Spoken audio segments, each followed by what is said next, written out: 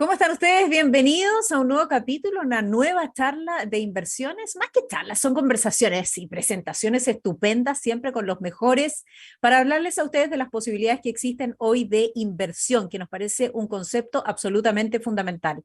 Recuerden que todas estas charlas o conversaciones o presentaciones están disponibles a través de los canales del banco. Nuevamente, 1.000.000 de gracias a todos ustedes por conectarse con nosotros y hoy tenemos una promesa que debemos cumplir. ¿Cómo invertir en 3 pasos? Quien va a resolver esta hermosa ecuación es Sebastián Rojas, quien es Portfolio Manager de Banco Santander. Sebastián, qué gusto verte. Igualmente, Sole, ¿qué tal? Muy bien, muchas gracias por estar aquí con nosotros. Gracias. Vamos Sí, de un inmediato, ¿te tema, parece? Sí, con tu sí, presentación, perdona, te interrumpí, pero un tema, un desafío, el que tú te autoimpusiste en la presentación, ¿no? Cómo aprender a invertir en 3 pasos.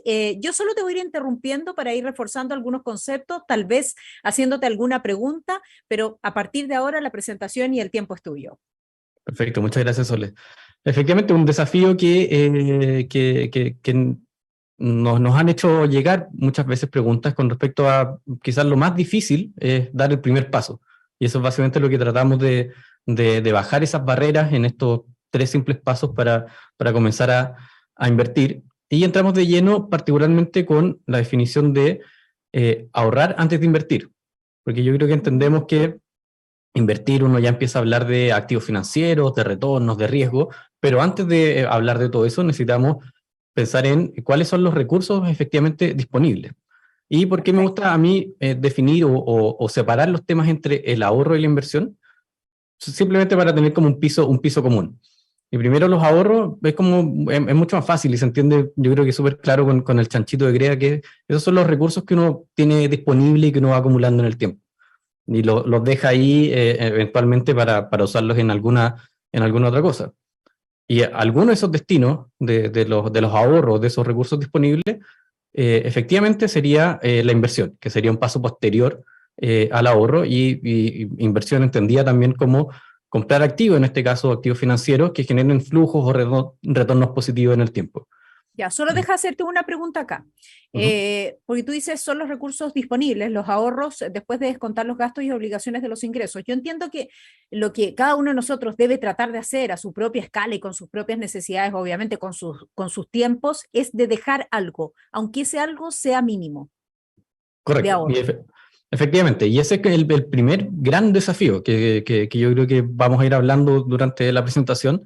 Y para eso, yo creo que efectivamente, como tú me mencionabas, es, bueno, una vez que tengo esos pequeños recursos que cada uno va juntando, a mí me pasa harto que me preguntan, como parte también del trabajo en Santander, pero también mis amigos o familiares me dicen, bueno, ¿qué hago con mi plata? Seba, que tú trabajas en esto, ayúdame a destinar mis recursos. Y yo siempre le respondo con otra pregunta, y es, bueno, dime tú qué haces con tu plata.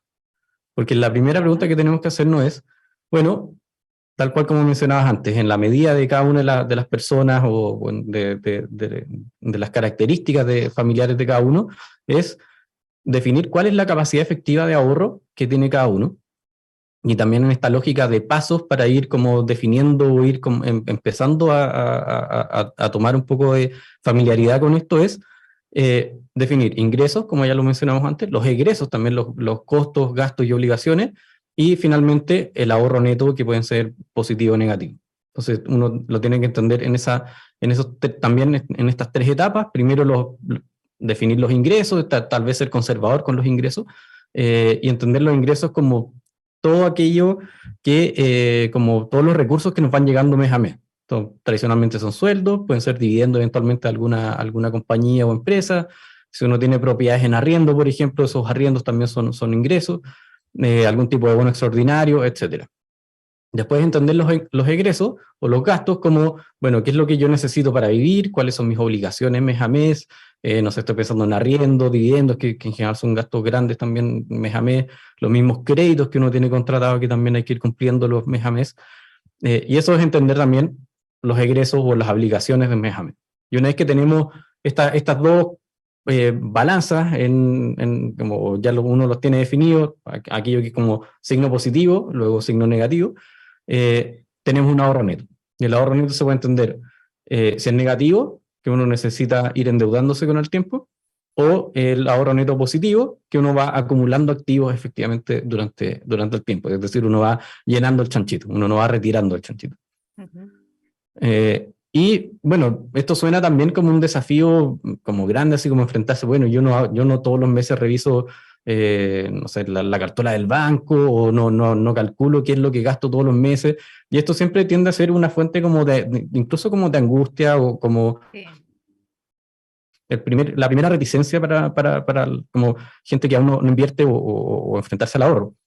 Y a mí me gusta también pensarlo en esto como un equilibrio, porque uno, no es que uno viva para ahorrar, sino que uno ahorra para vivir. Y esto uno ahorra porque tiene cierto destino eventualmente.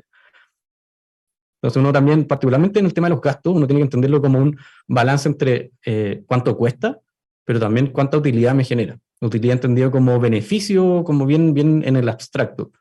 Y me gusta traer este ejemplo porque lo he visto en redes sociales y en algunos otros recursos que también hablan de educación financiera, pero que tal vez lo ven como un caso muy extremo.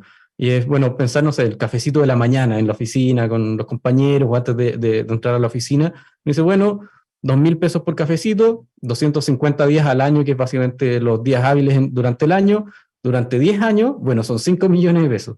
¡Epa! Y dice, bueno, es una buena cantidad para tener ahorrada. Ya quisiera uno juntar esos recursos, ojalá lo antes posible, pero uno tiene que cuestionarse, ok, es una buena cantidad de plata, pero si uno lo pone a una escala más humana, y uno como que le da una vuelta, se pregunta cuál es la utilidad que me genera este café. Entonces, yo pregunto de vuelta, bueno, ¿vale la pena hacer, no sé, 20.000 pesos más rico, que básicamente el mismo cálculo, pero mes a mes, para hacer 20.000 pesos más infeliz? Bueno, yo creo que eso es lo que también tenemos como que poner, claro, en una ecuación y balancearlo en esta primera etapa de ahorro, que yo creo que es quizás el primer paso. Es casi como ya, ok, ya estoy tranquilo con mi planificación financiera, entiendo básicamente cuáles son mis ingresos, ya entiendo cuáles son los recursos con los que puedo disponer. Perfecto, perfecto. Tú sabes que a mí me dieron tempranamente un consejo. Bueno, era prácticamente un reto, pero me estaban retando por eso. Pero yo creo que un consejo valioso que me dieron hace muchísimo tiempo, que mi problema no es cuánto gano, sino cuánto gasto. Y eso Correcto. desde que tenía un sueldo muy, muy, muy pequeñito y muy exiguo, cuando estaba trabajando de practicante, hasta ahora que tengo la posibilidad de efectivamente acceder a mejores recursos. Y siempre el problema ha sido el mismo, no cuánto gano, sino efectivamente cuánto gasto y cuánto dejo para el ahorro o no dejo para el ahorro. Así es, efectivamente. Y eso yo creo que es un súper buen consejo, y de hecho yo creo que es súper claro después con lo que tú me mencionabas, como de partir desde muy pequeño teniendo claro o como de muy joven, entendiendo este problema, que uno dice, bueno, lo más importante primero porque los ingresos uno, como dependiendo también de los desafíos de cada uno, pero no los controla en su totalidad, los gastos en grandes rasgos, si es capaz de controlarlo. Y esto entenderlo también en un contexto de tiempo bastante amplio. Y no, bueno, no sé, les pregunto a la gente que nos está escuchando bueno, en la casa o en el auto en este horario, y a Sole también, si bueno, reconocen acá al caballero en la foto. Claro que sí. Él, muy bien, él es Warren Buffett, que es probablemente el inversionista más exitoso de nuestra época, un caballero que ya tiene 91 años, que se parece al personaje de Up de la película de Pixar. Y uno, bueno, claro, si uno ve las fotos acá, no se percata tampoco que el nivel de importancia que tiene como en el sector financiero en general. Y lo traigo como ejemplo porque tiene una anécdota súper ejemplificadora de preocuparse con anticipación, de ir acumulando en recursos. Estas son cifras como el 2019, para que después si lo buscan en internet van a encontrar cifras similares. Su patrimonio aproximado, su riqueza personal, es de 85.000 millones de dólares, eso es de un 85,90 hacia la derecha, en dólares. Incalculable. Y quizás la anécdota más divertida es que el 99% de esta fortuna la ganó después de los 60 años. O sea, Entonces, tenemos esperanzas todavía. Así es, todavía nos queda bastante tiempo si seguimos este ejemplo. Porque claro, como la historia o el mito detrás de Warren Buffett es que él comenzó, no sé, cuando era niño, tenía 10 años quizás, como el sueño americano, cortando el pasto de los vecinos, invirtiendo de a poco esos recursos. Pero básicamente a los 30 años seguía siendo una persona relativamente normal en términos de ingreso y participación en el sector financiero. Pero su secreto es básicamente de acumulación de riqueza es seguir invirtiendo. O sea, él ya tenía 60 años, ya manejaba este fondo que es bastante grande, importante, pero a los 60 años él siguió trabajando, siguió invertido también en este fondo, y básicamente eso es lo que le permitió tener estos retornos extraordinarios durante otros 25 años más. Está bien, quizás 91 años y seguir trabajando y seguir invirtiendo 30 años después de los 60 puede ser un caso extremo. Por eso me gustaría llevarlo a un caso más mundano de por qué el tiempo es el mejor aliado. A ver. Y el tiempo es el mejor aliado, yo creo que para una persona natural o una persona como a pie, es entender que entre antes uno empieza a invertir es mejor. Aquí traje un ejemplo que, sin entrar como en detalles técnicos, esto es no sé, una simulación de horizonte de largo plazo. Y la única diferencia entre estas tres líneas es si yo comencé a invertir en T0, básicamente empecé hoy a invertir durante todo el periodo de tiempo. Si me demoré 6 meses porque tenía algunas dudas, como que no estaba tan claro, bueno, empecé en el mismo mercado, en los mismos activos, 6 meses más tarde, o me dejé estar y como que se me olvidó y tenía la plata ahí debajo del colchón y me demoré 24 meses en esto. Y como pueden ver los resultados a mano derecha que está con números, pero yo creo que aquí queda bastante más claro. Haciendo estas mismas simulaciones de forma seguida, yo creo que las dos conclusiones más relevantes son, uno, en general en el tiempo efectivamente, si uno empezó a invertir antes, en general la carrera llega más arriba, a pesar de que eventualmente podemos empatar o quizás se juntan algo las líneas más oscuras, pero la segunda lección es que básicamente la línea roja, a pesar de todos los vaivenes que tiene estas simulaciones, nunca ni siquiera empata, es capaz de empatar a los otros dos escenarios. Y por lo tanto, la primera lección que me gustaría que se quedaran, perdón, que esto está...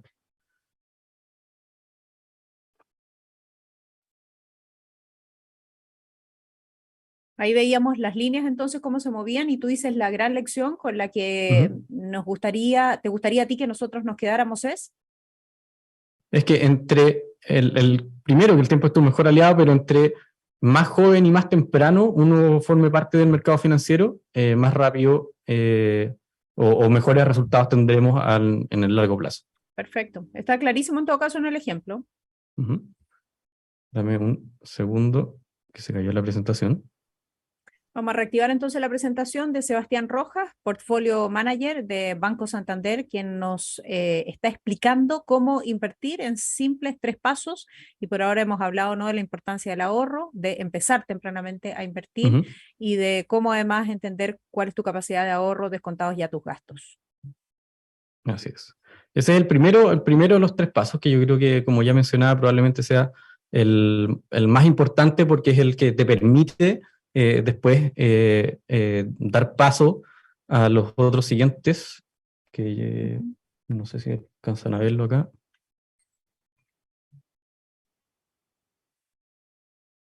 Ahora sí retomamos tu presentación.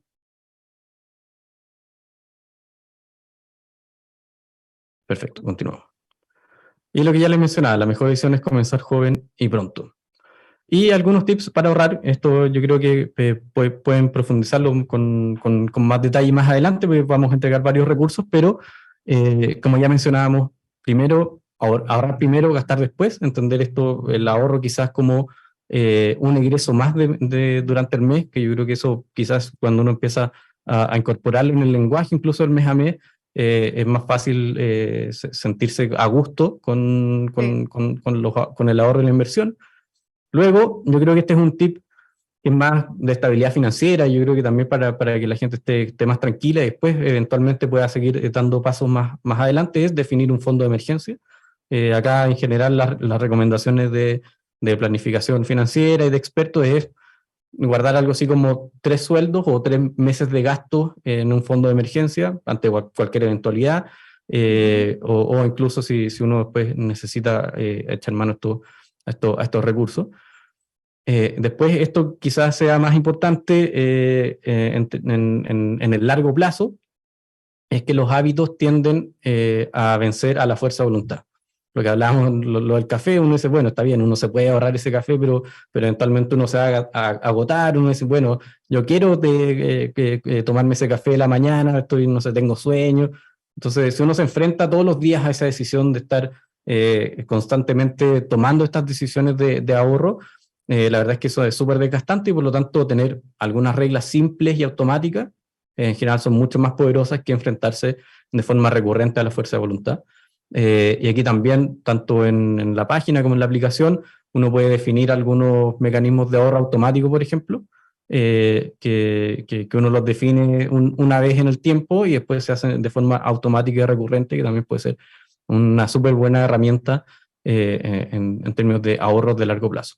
Sin duda. Y por último, lo que ya les mencionaba, lo de realizar este presupuesto, que quizás es un desafío más importante, es un ejercicio más difícil, pero es un buen cimiento en términos de nuevo, planificación financiera para las familias y los hogares.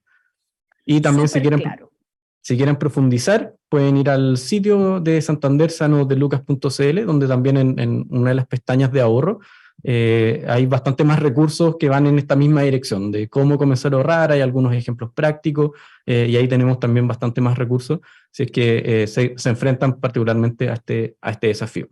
Es muy bueno el sitio, muy bueno y muy recomendado. Vamos al segundo pilar, entonces. Y ahí comenzamos en el segundo pilar, que es el perfil de riesgo.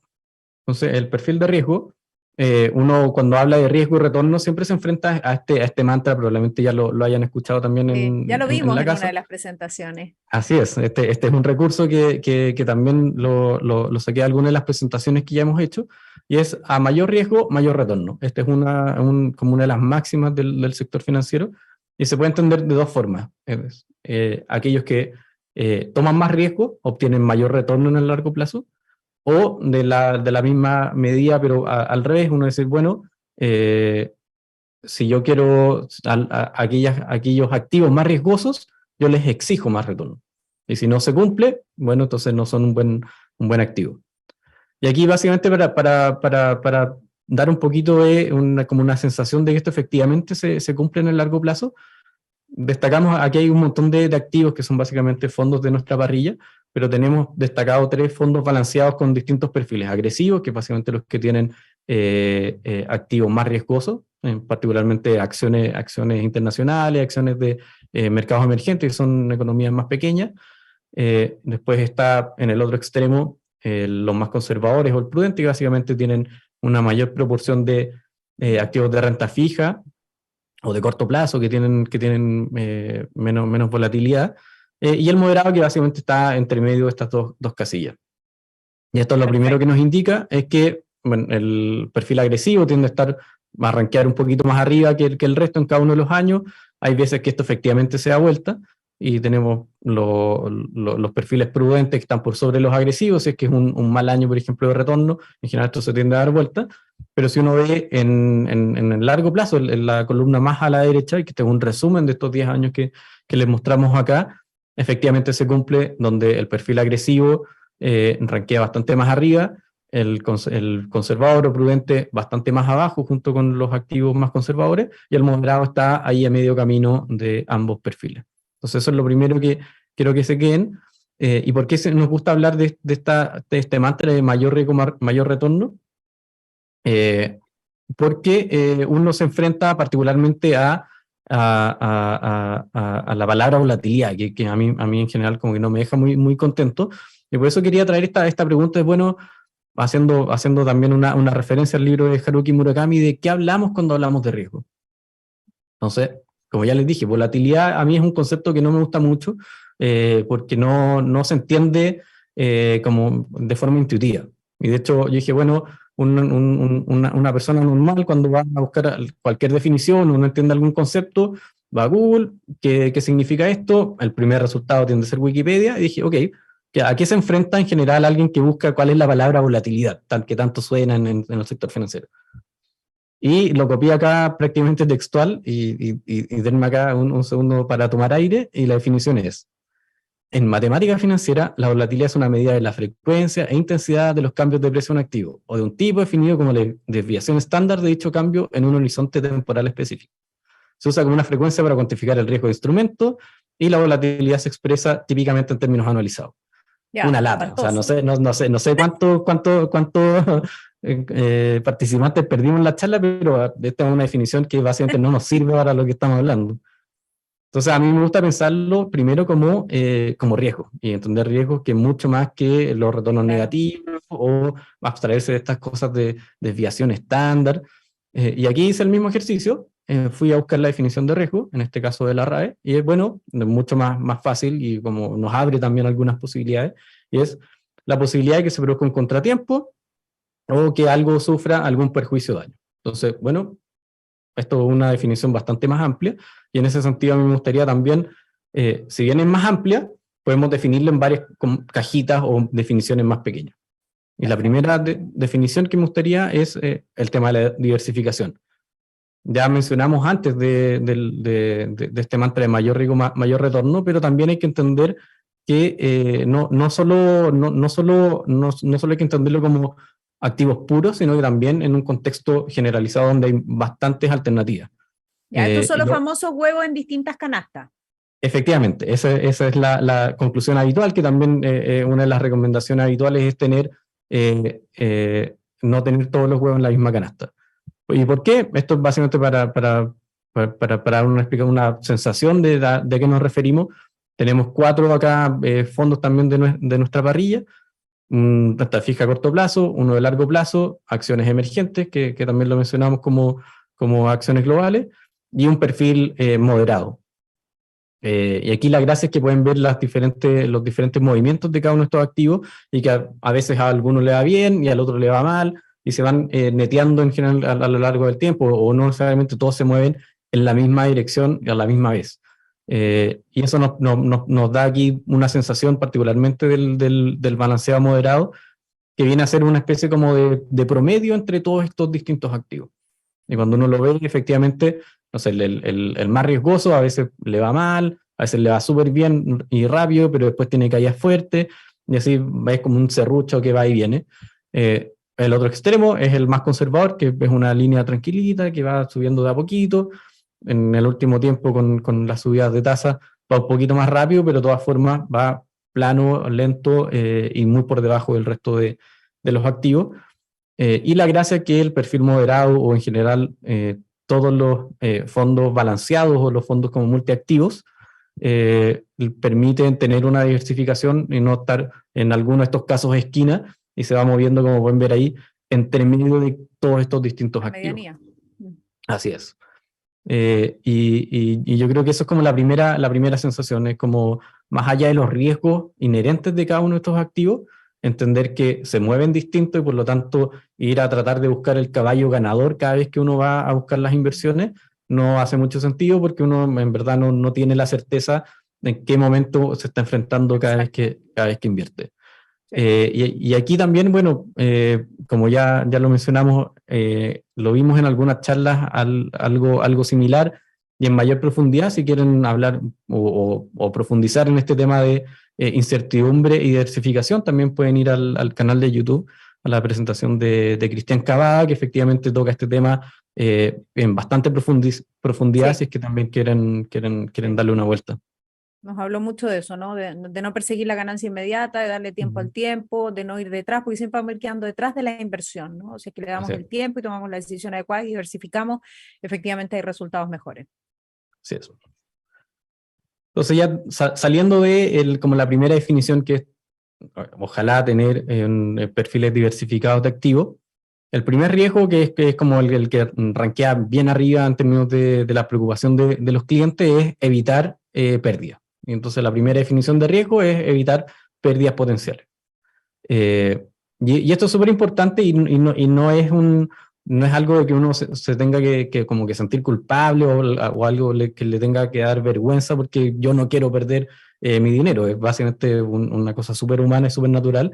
Y de hecho está Obvio. bien estudiado en el último tiempo con todo este boom que hemos tenido de economía del comportamiento, teorías del comportamiento, es que básicamente, como ya mencionábamos antes de los gastos y los beneficios, las pérdidas, la utilidad, es entender, bueno, que las pérdidas duelen mucho más que los beneficios de las ganancias. Entonces, si yo pierdo 10, a mí me duele mucho más que haber ganado, que el beneficio que me genera ganar 10.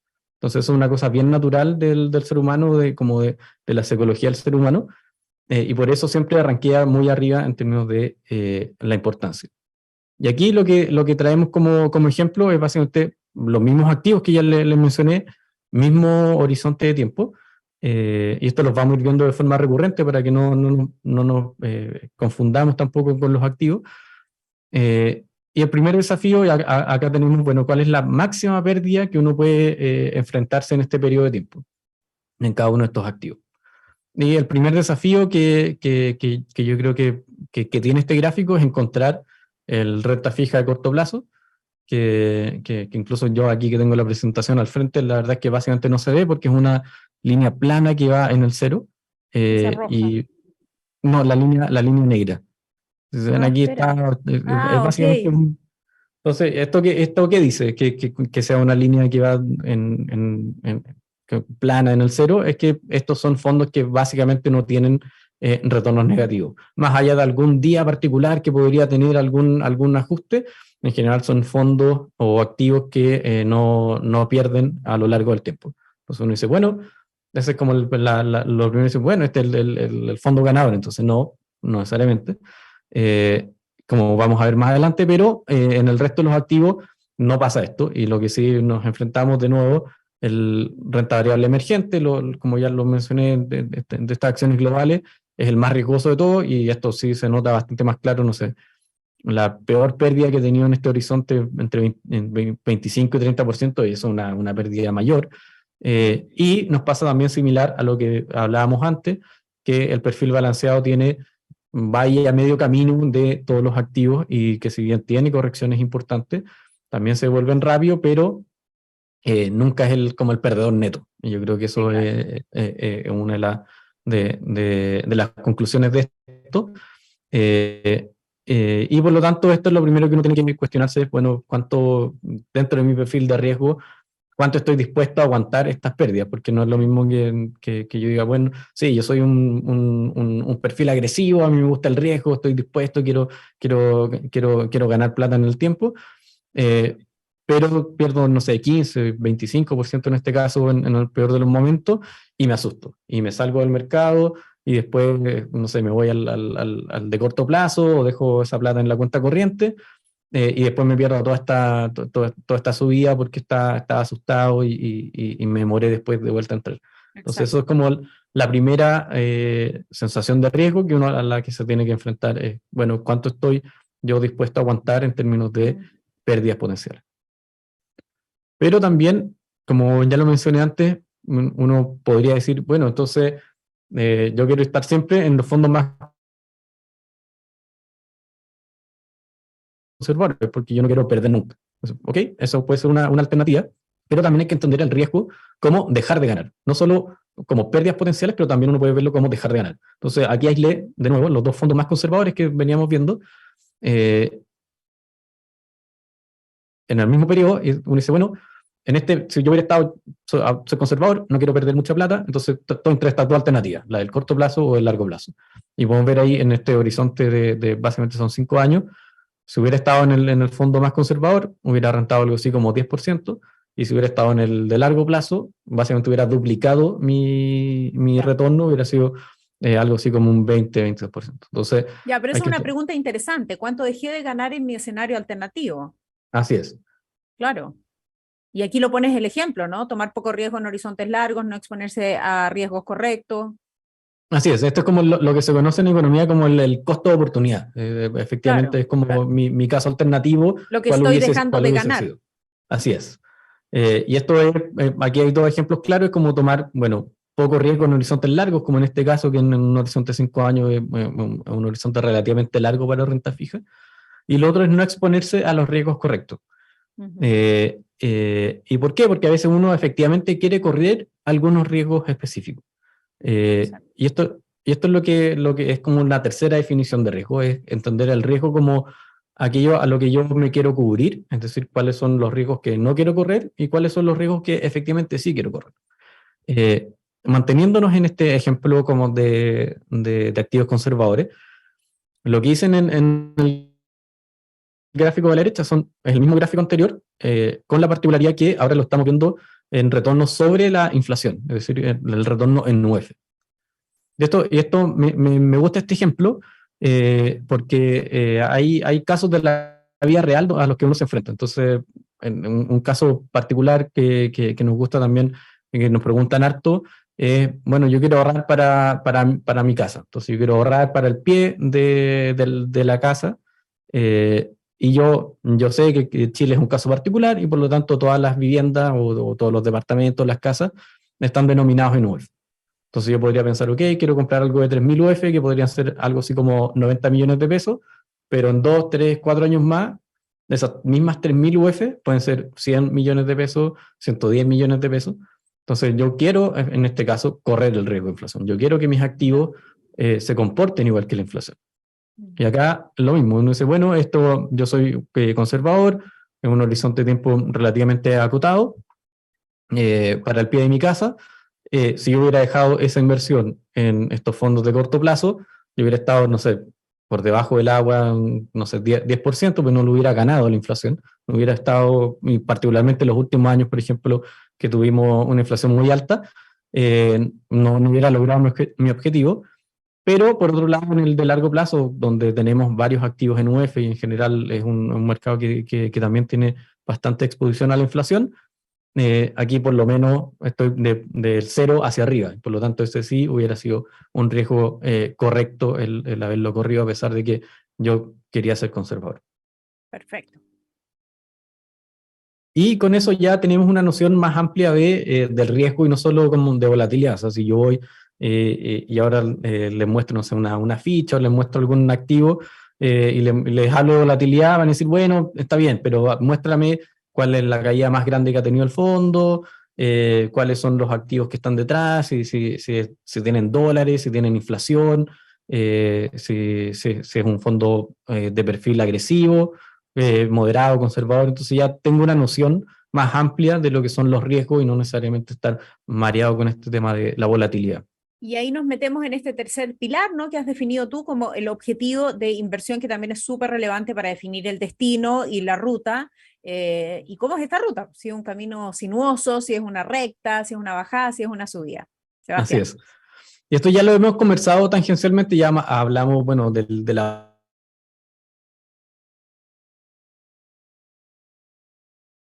ahorro que tiene alguna perspectiva de tiempo, vimos el perfil como de horizonte.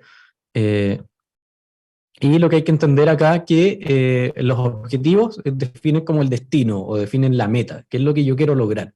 No se quede como en un abstracto de, bueno, juntar plata y como juntar plata por juntar, invertir por invertir.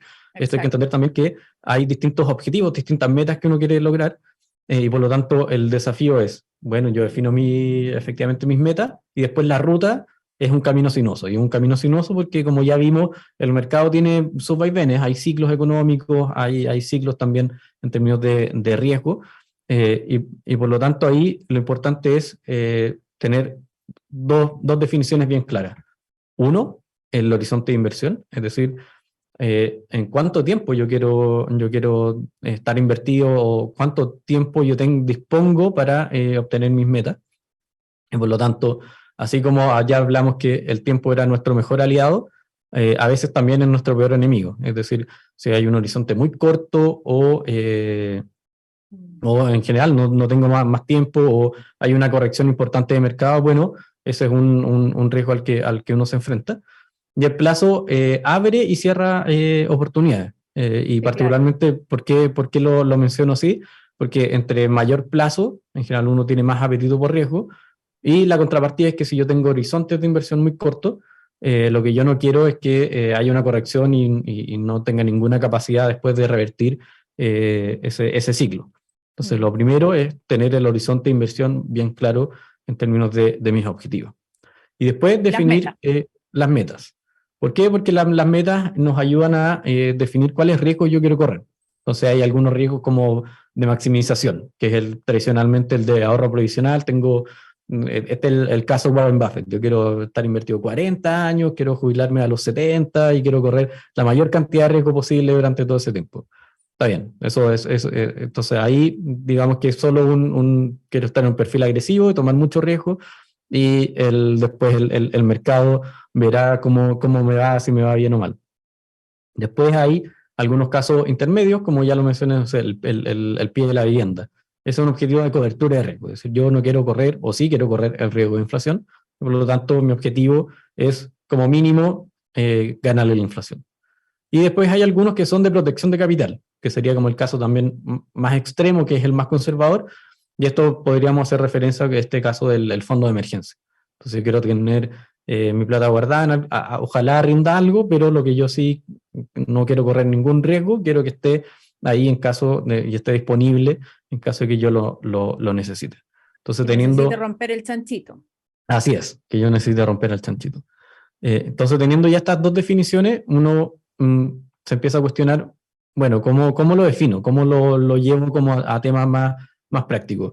Volviendo a este ejemplo del pie de la casa, es primero que no hay bueno y malo objetivo, no es como que yo diga así como, no, es que yo quiero comprarme un auto, yo quiero, no sé, tener un poquito de plata del fondo de emergencia, yo quiero pensionarme con más o menos recursos. Son todos objetivos válidos, pero hay mejores o peores alternativas. Entonces, lo que ya les mencionábamos, si yo estoy en un caso muy conservador para el pie de la casa, bueno, aquí le puse el eje cero para que fuera más claro. Bueno, aquí perdí un montón con respecto a lo que yo quería frente a mis objetivos. Y esto es lo que les mencionaba también, una contrapartida del horizonte, es como uno tiene un horizonte de largo plazo y quiere correr en riesgo. Bueno, hay horizontes de corto plazo que uno no quiere correr esos riesgos. Entonces, si yo tuviera, por ejemplo, una ventana, esto es algo así como menos de un año, debe ser como 9 meses. Entonces, si yo tuviera esos 9 meses para invertir, voy y digo, yo soy un cliente de perfil agresivo, ya lo definí, no tengo problema, y voy, invierto en este fondo que es el más riesgoso que habíamos mostrado anteriormente, y nos podemos enfrentar, no sé, al caso como el de la izquierda, que es un serrucho que va y viene, como que tengo hartos vaivenes, pero más o menos quedé plano, como que no tuve mayor problema, y bueno, en esos 9 meses no me fue bien, pero no me fue mal, así que me quedo tranquilo con mi decisión. Pero quizás también tenía esos 9 meses de plazo para mi objetivo, y mi horizonte de inversión claramente no estaba bien definido, si es que, no sé, que me pasó el caso de la derecha, donde entré en un momento de boom y después hubo una corrección importante y terminé, no sé, 25-30% debajo de lo que había puesto, y ya tengo que disponer de los recursos, porque ya se acabó mi horizonte de inversión, tenía una meta que tengo que cumplir, y básicamente me obligó a salir en el peor momento del mercado. Por lo tanto, perfecto, esa es la segunda noción, de que eso, así como nos abre alternativas, también nos acote. Por lo tanto, esto sería, no sé, en este caso un activo bastante riesgoso. Lo que te concluye esto es que no hay inversionistas agresivos de corto plazo. O sea, uno no puede tomar como riesgos descomunales en horizontes relativamente cortos. La pasada no existe. Así es, eso de estar tratando de justo achuntarle al caballo ganador cada vez que estoy entrando y saliendo del mercado, la verdad es que eso es un ejercicio como de lotería que solo existe en la cabeza de uno y no efectivamente en la práctica, porque no existen. Ya, vamos recapitulando entonces, en honor al tiempo, ¿te parece? Porque tienes ahora un repaso de los 3 pasos para comenzar a invertir. Sí, entonces los 3 pasos, que son bastante más extensos, pero para comenzar a meter como el pie en el agua. Primero, definir nuestro ahorro disponible, nuestros recursos que tenemos, prestar atención a los flujos, a todos los flujos de entrada, a todos los flujos de salida, todas las obligaciones y todos los ingresos que tenemos, para tener claro cuánto disponemos, cuánto podemos efectivamente comenzar a ahorrar y después a invertir. Segundo, definir el perfil de riesgo, que de nuevo es como pensar en los casos extremos, cuánta pérdida estoy dispuesto a correr, cuántos son los riesgos que yo quiero correr, pensar también, tenerlo súper claro el costo de oportunidad, de no ser extremadamente conservador ni extremadamente agresivo.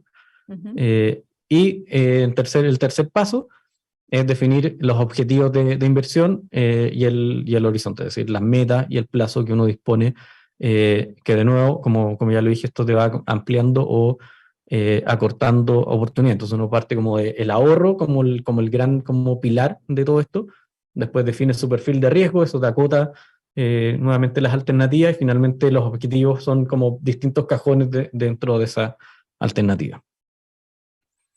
Pero invertir no son solo 3 pasos que, bueno, yo los hago, uso, no sé, las aplicaciones, uso la página, invierto y me olvido. La verdad es que para tener éxito en el sector financiero y en las inversiones, hay que entenderlo como un proceso continuo, y aquí la asesoría es súper importante. La asesoría no estrictamente pensando como voy a tener un asesor, sino que estar revisando de vez en cuando los recursos que uno tiene disponible, ir haciendo ajustes quizá en el perfil de riesgo. Yo pensaba que era muy agresivo, pero tal vez no soy tan agresivo. No estoy durmiendo tan tranquilo, por lo tanto Claro, necesito moverme. claro. O quizás también uno, como ya mencioné, los sitios o los mismos correos, estas mismas charlas, me abrieron se me prendió la ampolleta porque quizás tenía algo que no estaba viendo, y volver a evaluar y meterlo dentro de esta como juguera que es el proceso de inversión. Ya, me encantó este cuarto paso que sumaste, porque es efectivo lo que tú pones acá. Todo proceso exitoso en todos los ámbitos, ¿no? Está sujeto a mejoras constantes, y por eso hay que estar abierto a la información y a los momentos que se están viviendo. Así es. ¿Nos querías dar un bonus track, Sebastián? Bueno, y esa era la presentación.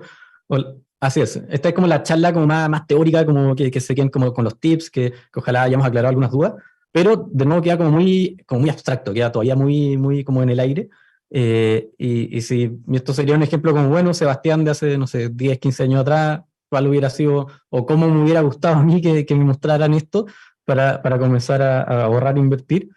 Y aquí lo trajimos en estos 3 pasos en la práctica, como lo haría una persona natural que quisiera hacer esto. Entonces, lo primero, para más recursos, el sitio Sano de Lucas, ya lo mencioné, está ahí en la sanodelucas.cl, en la pestaña ahorro, hay un montón de recursos para comenzar a ahorrar. También hay como cosas de presupuesto, cosas de consolidación de deuda, hay hartos recursos que pueden servir primero para tener los recursos disponibles. Lo segundo es definir mi perfil perfil de inversionista, que es mi perfil de riesgo, básicamente. Y estos son pantallazos de la aplicación de Santander. Ustedes pueden descargar la aplicación en el celular. Si van al menú que pueden ver aquí en el eje en el gráfico de la izquierda, van a la pestaña Inversiones y está mi perfil de inversionista. Mi perfil de inversionista no es más ni menos que la definición de mi perfil de riesgo. Como pueden ver en el pantallazo de la derecha, esto es un set de preguntas que van a tratar de acotar mi perfil. Entonces, como si yo soy, de nuevo, como volviendo al caso de Warren Buffett, ok, yo soy menor a 45 años, por lo tanto tengo un horizonte como amplio de inversión, todavía tengo harta manga para poder invertir. Si conozco no los productos financieros, y así hay un set de preguntas que uno va respondiendo, ojalá en conciencia, que no sea así Diciendo la al verdad. lore. Así es. Porque después esto bueno, te amplía o te reduce oportunidades, pero tiene que volver a hacer esta encuesta si es que no está conforme tampoco con el perfil. Yeah. Y eso me define si estoy en un perfil agresivo, moderado o conservador, que después tendrá algunas como repercusiones en términos de los activos recomendados. Y finalmente, la definición de objetivos. También si van acá en objetivos, por ejemplo, el mismo menú, en la misma aplicación, al mismo menú, un poco más arriba sale el objetivo y llegamos a esta página de la izquierda, y aquí yo puedo definir algunas cosas. Entonces, para seguir con el ejemplo que tal vez sea como, como un ejemplo bien claro para todos los que nos escuchan, el de comprar una vivienda, juntar plata para el pie. Entonces, yo voy, pincho en comprar una vivienda, defino un nombre para pues, tenerlo a mano, cuánto es mi objetivo que quiero lograr, cuál es mi horizonte de inversión, y cuánto es, no sé, lo mínimo que yo podría invertir. Y esto de forma automática me calcula cuánto yo debería ir aportando, ir ahorrando todos los meses, y también me entrega una recomendación en términos de fondo, que es lo que ven acá a la derecha, en términos de fondo que hace sentido en términos de horizonte y de riesgo. O sea, en este caso, mi perfil de inversionista es agresivo, pero dado que son 36 meses, que no es una ventana particularmente larga, no me lleva al fondo más agresivo con más riesgo, sino que me baja un escalón, y me recomienda en este caso un fondo balanceado moderado, que se llama gestión activa de equilibrio, y me entrega algunos, como les mencioné antes también y como vimos en el ejemplo, algunas simulaciones de retornos hacia adelante. Entonces yo veo, no sé, si me va bien en este horizonte, podría llegar a algo así como 12 millones, y si me va mal, tuve así como un bajón, una corrección de mercado, podrían ser 9, que de todas formas me deja ahí al lado de mi. Así que ese es como, como los 3 pasos llevados a la práctica, si es que alguien quisiera también efectivamente comenzar después de esta presentación, se motivó, perdió los miedos y dijo, bueno, aquí tengo mis herramientas para Oportunidad. llevarlo a cabo. Esa es toda la presentación que les traía, Súper. Soledad. Gracias, Sebastián, sumamente claro. Sebastián Rojas, Portfolio Manager de Banco Santander, ha quedado clarísimo en estos 3 pasos. Sumamos un cuarto: mirar, corregir, ver, a lo mejor una situación cambió en tu vida, ¿no? A lo mejor quieres pasar de un perfil más riesgoso, agresivo, a un perfil menos agresivo, más conservador. Bueno, todo eso tienes que ir evaluándolo. El banco además tiene estas herramientas increíbles, como tú mismo decías, Sebastián, si me hubiese gustado cómo me enseñaran esto, claro, uno ve precisamente esta aplicación y la posibilidad a través del sitio web que te da el banco de ir definiendo tu perfil. Ya, estoy súper en tiempo, pero 30 segundos para la siguiente pregunta, que creo que se las he hecho a todos quienes han pasado por las charlas. ¿Necesito un gran capital para comenzar mis inversiones? No, la respuesta ahí es no.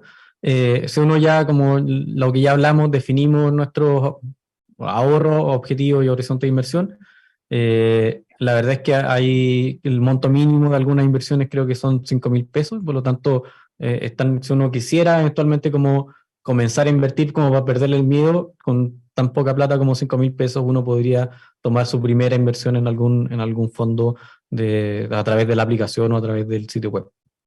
Buenísimo, me ha quedado clarísimo. Sebastián Rojas, 1.000.000 de gracias por haber compartido con nosotros. De nada, muchas gracias, Soledad, muchas gracias a todos en la casa. Gracias a ti. Oye, vamos a darle más gracias a quienes estuvieron conectados con nosotros, a quienes fueron parte entonces de esta conversación, de esta charla de Sebastián Rojas, y a todos aquellos que han estado atentos a los contenidos que entregamos a través de los distintos canales del banco. Ya nos veremos en otra próxima oportunidad. Un abrazo muy grande y nuevamente muchas gracias por haber estado aquí. Hasta luego. Chao.